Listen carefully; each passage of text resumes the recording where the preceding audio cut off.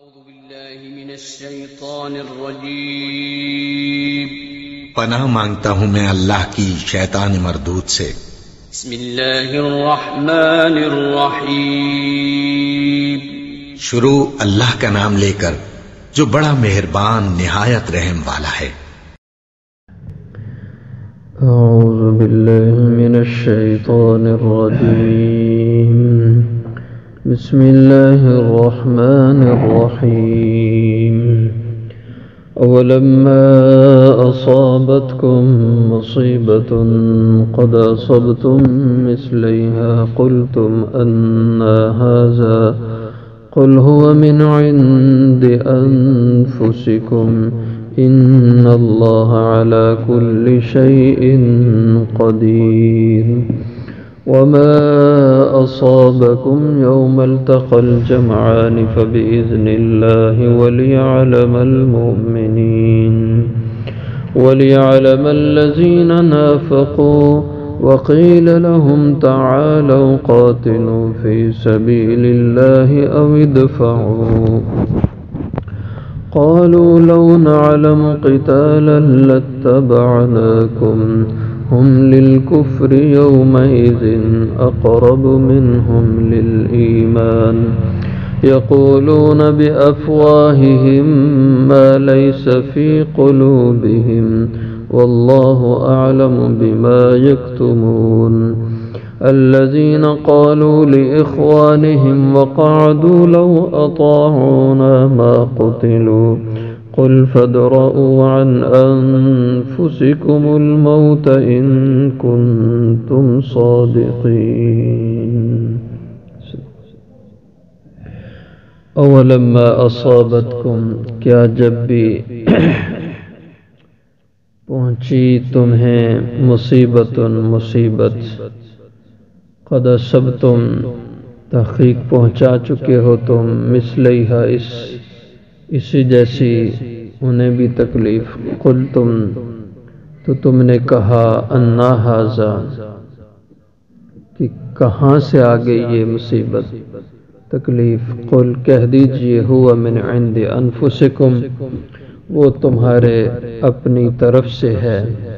ان اللہ بے شک اللہ تعالی علی کل شیء قدیر ہر چیز پر قدرت رکھنے والے ہیں وما اصابکم اور جو بھی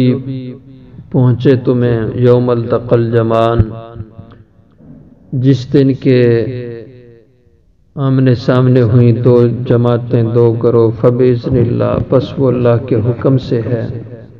وَلِيَعْلَمَ الْمُؤْمِنِينَ اور تاکہ اللہ ظاہر کرے ایمان والوں کو وَلِيَعْلَمَ الَّذِينَ نَافَقُوا اور تاکہ وہ ظاہر کرے ان کو جو منافق ہیں وَقِيلَ لَهُمْ اور کہا گیا ان منافقوں سے تعالوا آؤ قاتلوا لڑو فی سبیل اللہ اللہ کی راہ میں او ادفعوا یا کم از کم دفاع ہی کرو قالوا تو کہنے لگے لو نعلم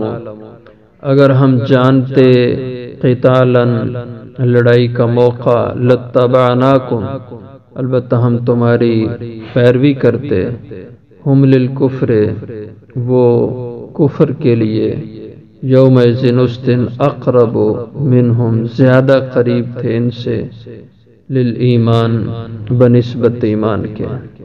یقولون کہہ رہے تھے بے افواہم اپنے منہوں سے ما لیسا وہ جو نہیں فی قلوبہم ان کے دلوں میں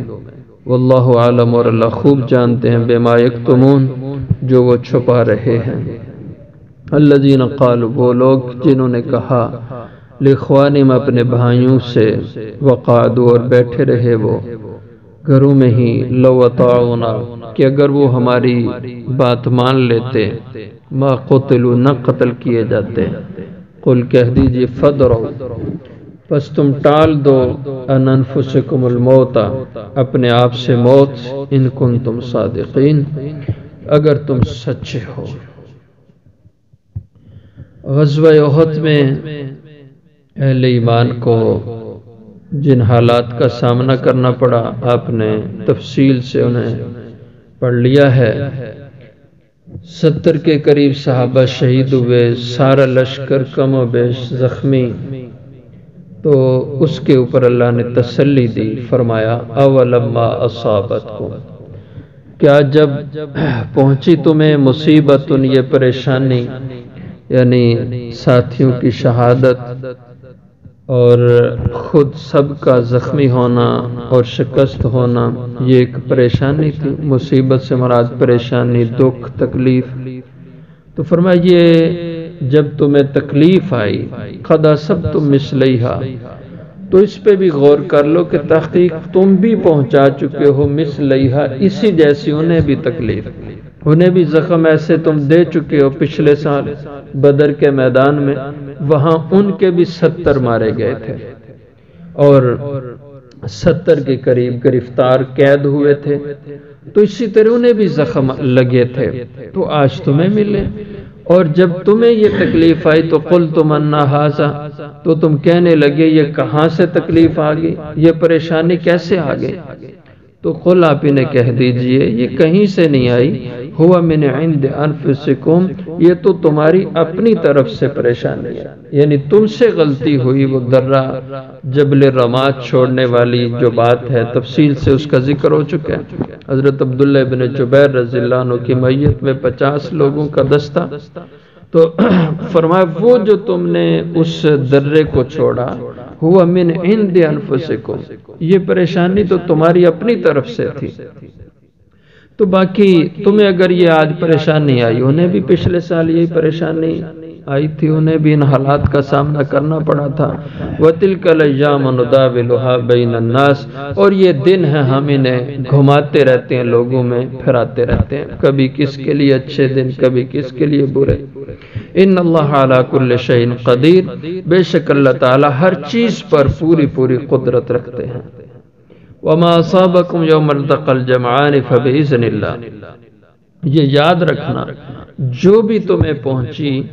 یوم التقى الجمعان، پریشانی، مصیبت، دکھ، جس دن کے آمنے سامنے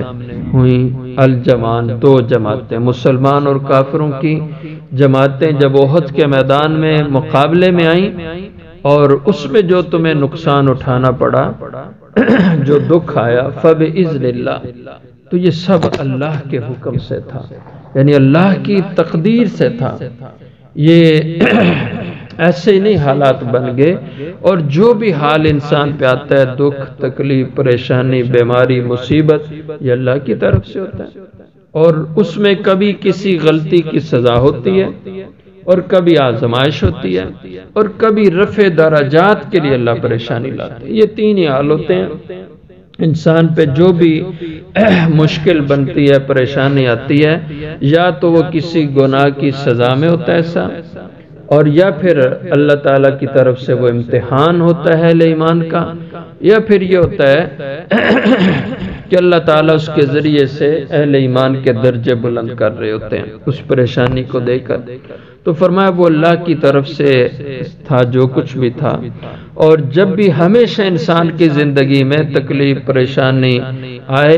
تو اس کو انسان اپنی زندگی پہ نظر ڈالے، کہیں مجھ سے کوئی گناہ، غلطی، توبہ استغفار کرے اس پہ، اور اللہ کی ذات سے مانگے عافیت کہ اللہ ہم امتحانات کے متحمل نہیں ہیں، تو اپنا رحم فرما، ہمیں ایسی طرح کی آزمائشوں سے محفوظ فرما، اور توبہ استغفار کرے تاکہ اللہ کا رحم ہو جائے اور اللہ آسانی کی صورتیں پیدا کر دیں۔ وَلِيَعْلَمَ الْمُؤْمِنِينَ، اور یہ حالات اللہ نے، اس میں جو بہت سی حکمتیں، ان میں ایک حکمت یہ بھی تھی تاکہ اللہ ظاہر کر دے ایمان والوں کو، وَلِيَعْلَمَ الَّذِينَ نَافَقُوا، اور تاکہ اللہ ظاہر کر دے ایمان والوں سے الَّذِينَ نَافَقُوا، ان کو جو منافق ہیں،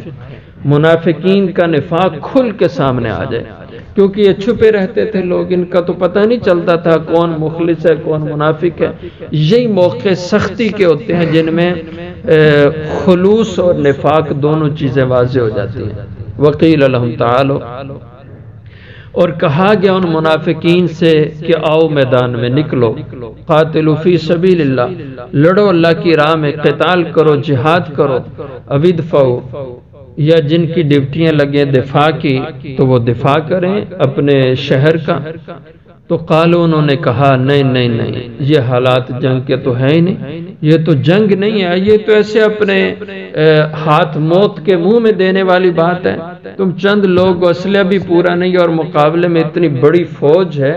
تو کیسے مقابلہ ہے؟ یہ مقابلے کی جنگ ہی نہیں ہے، اس لیے یہ لڑائی کا کوئی تک نہیں بنتا۔ تو قالو کہنے لگے لو نعلم قتالا، اگر ہم جانتے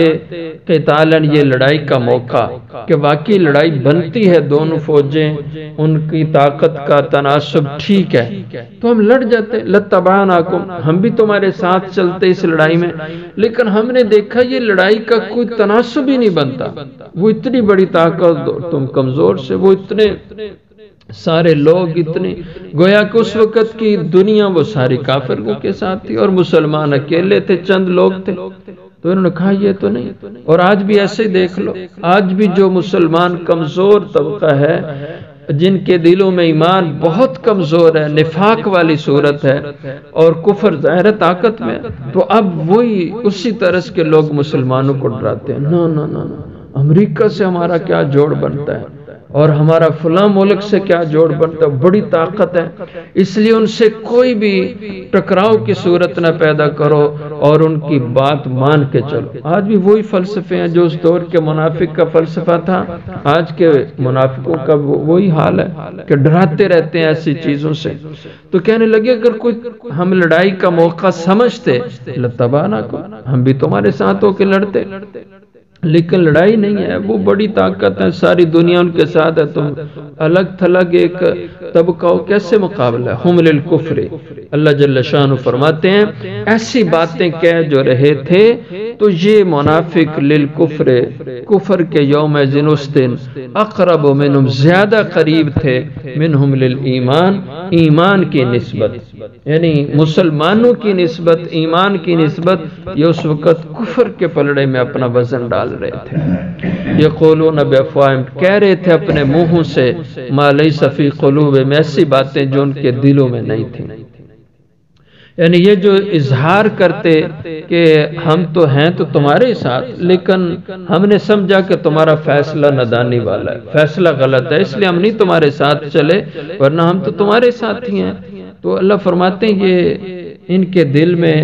وہی کفر ہے، یہ کبھی تمہارے نہیں ہیں، نہ پہلے تھے، نہ اب ہے، نہ آئندہ کبھی ہوں گے، اور یہ تمہارے لیے خطرناک لوگ ہیں۔ لیکن حکمت تھی، اللہ تعالیٰ نے واضح طور پر ان کو مسلمانوں سے الگ نہیں کیا، پھر ایک وقت آیا کہ ان کو الگ کیا۔ حضور اکرم صلی اللہ علیہ وسلم نے مدینے سے نکالا ان منافقوں کو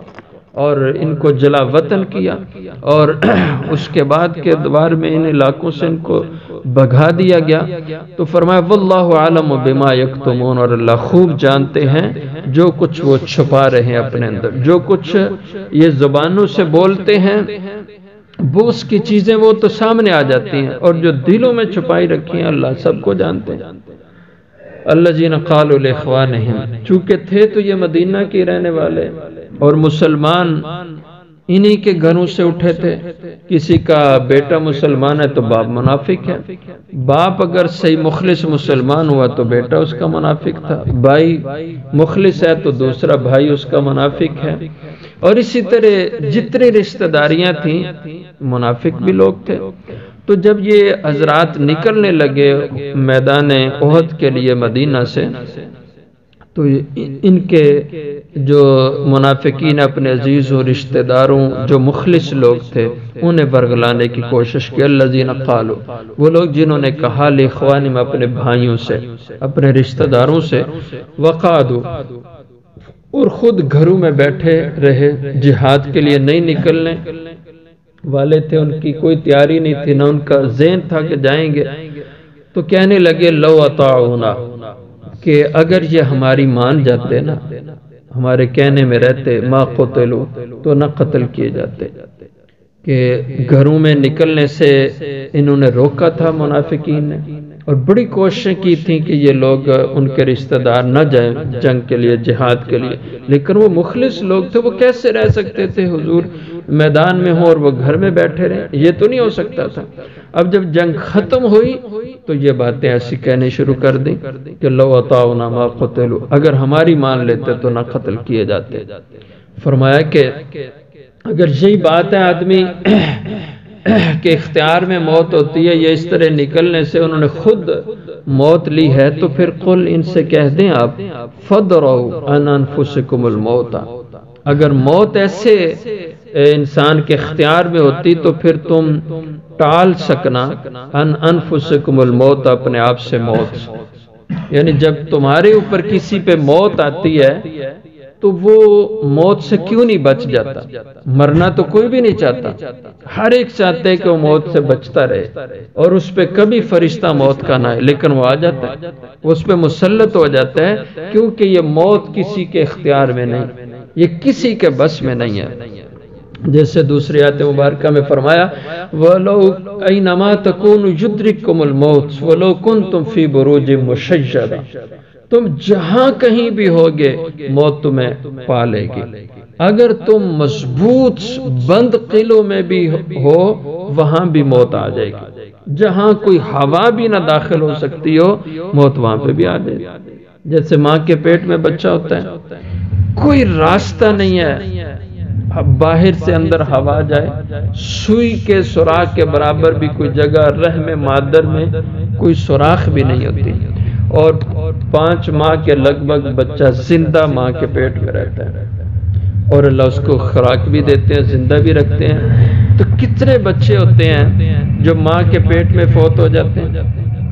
وہاں فرشتہ کیسے چلا گیا کہ وہ جو رحم ہے وہ مکمل بند ہے،